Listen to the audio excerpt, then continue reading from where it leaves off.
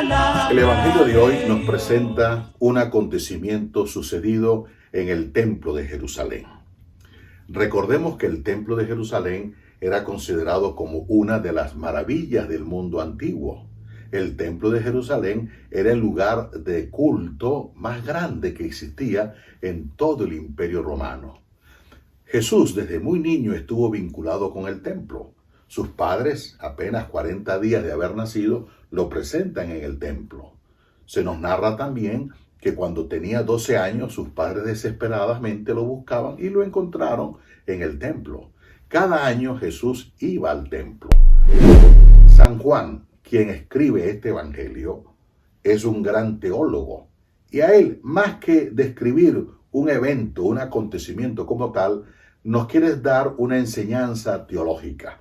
Por eso cada palabra, cada frase tiene su significado teológico. Por ejemplo, al inicio del Evangelio, él dice, se acercaba la Pascua de los judíos. Él no dice la Pascua del Señor, como la menciona el libro del Éxodo. Por lo tanto, ya aquí vemos una diferencia entre la Pascua del Señor y la Pascua de los judíos. ¿Cuál es la Pascua del Señor? La Pascua del Señor es la que celebraba el pueblo agradeciéndole a Dios la liberación de la esclavitud de Egipto. Y ellos cada año van al templo a agradecerle ese gran acontecimiento. ¿Y cuál es la Pascua judía? La Pascua judía es la que nos narra hoy el evangelista San Juan. Es decir, aquella fiesta perdió el sentido original. Se convirtió en un negocio. Jesús va a Jerusalén para la fiesta de la Pascua. Se calcula que la población, la muchedumbre, los peregrinos que iban a Jerusalén triplicaban la población de Jerusalén. Algunos dicen que aproximadamente la población de Jerusalén era entre 20 y 30 mil personas. Pues para la fiesta de la Pascua iban entre 120 y 130 mil personas. Un gentío. Ocasión que se le hizo propicia a los líderes religiosos para convertir aquella fiesta en un verdadero mercado. Y es por eso que allí Jesucristo, cuando sube, encuentra vendedores de bueyes, ovejas, palomas y a los cambistas. Ahora, si yo quería vender un buey, quería vender una oveja o quería vender paloma, tenía que solicitar un permiso. Y ese permiso naturalmente no era gratuito. Ese permiso yo tenía que pagar, como se hace hoy en día generalmente en algunos lugares, pagar para tener un puesto. Y esos permisos, ¿quiénes lo otorgaban? Lo otorgaba la casta sacerdotal. Eso estaba en manos de la familia de Anás y de Caifás. A la entrada del templo habían 13 alcancías, pero no eran pequeñas, eran alcancías grandes, donde la gente depositaba sus ofrendas. Y también estaban los cambistas.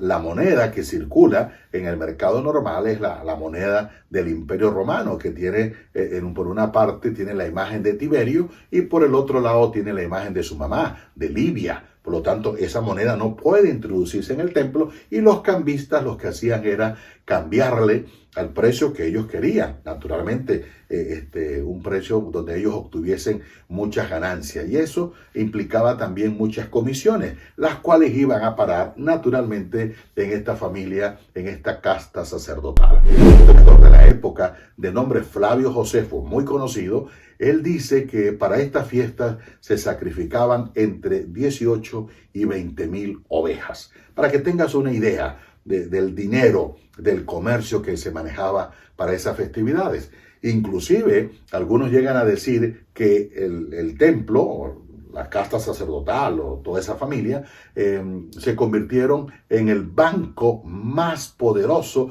de todo el Medio Oriente. Es decir, el templo, el lugar del culto y de oración, se convirtió en un mercado, se convirtió en un banco, se convirtió en un negocio. Es por eso que San Juan hace la diferencia. La Pascua del Señor y la Pascua judía. La Pascua del Señor para agradecerle la liberación de Egipto y la Pascua judía que es a beneficio de los líderes religiosos de la época. Ante esa situación, entonces Cristo agarra un lazo, un cordel para sacar a todos los mercaderes del templo. Ellos tenían la concepción que el Mesías, cuando viniera, iba a agarrar un lazo para castigar a todos los pecadores. Pero resulta que aquí Cristo no agarra el lazo para castigar a los pecadores. Aquí Cristo agarra el lazo para castigar a los líderes religiosos, a la casta sacerdotal, aquellos que se estaban aprovechando del pueblo.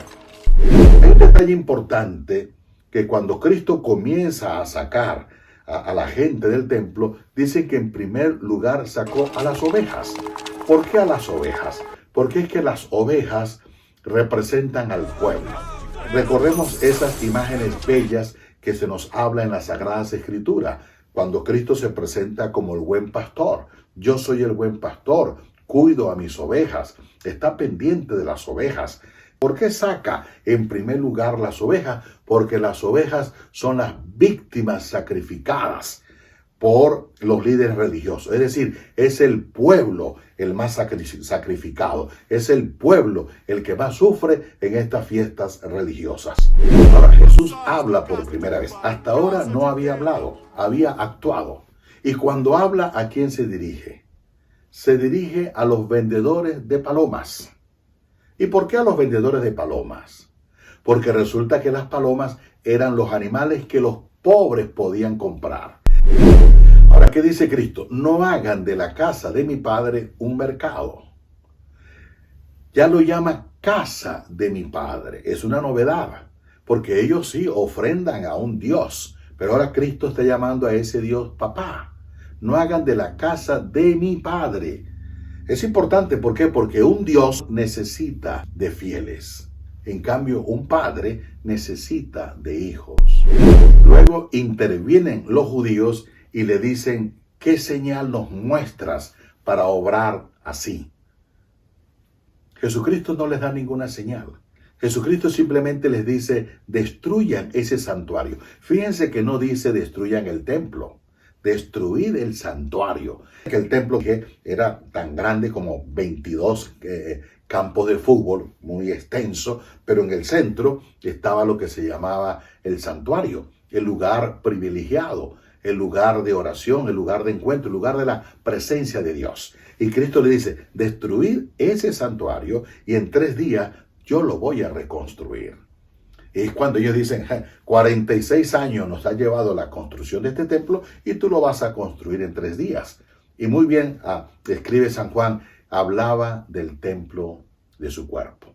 Es decir, Cristo habla ya de su muerte y de resurrección, donde Dios va a glorificar a Jesucristo. De modo que el santuario del cual Cristo está hablando es de su cuerpo. Y aquí viene un cambio totalmente radical. Ya no es el templo, la edificación material, donde va a estar la presencia de Dios, sino va a ser en la misma persona de Cristo. Dios va a estar presente en Jesucristo. Y naturalmente, Dios va a estar presente en todas aquellas personas que lo acojan. Por eso el verdadero santuario es la persona de Cristo. Recordemos el prólogo. El prólogo de San Juan dice, al principio existía la palabra estaba con Dios y la palabra era Dios. Es decir, es Cristo el verdadero santuario.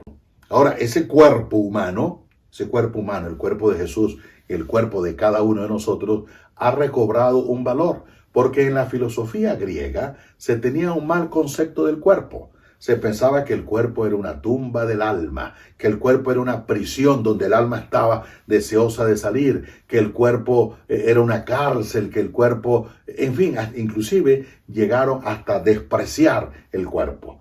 La expresión de San Juan en este evangelio es todo lo contrario. El cuerpo no es una tumba. El cuerpo no es una cárcel. El cuerpo no hay que despreciarlo, porque el cuerpo es un templo. Ya lo dirá más adelante el apóstol San Pablo, somos templo del Espíritu Santo. El templo es un lugar sagrado y Cristo nos enseña hoy que se tiene que respetar.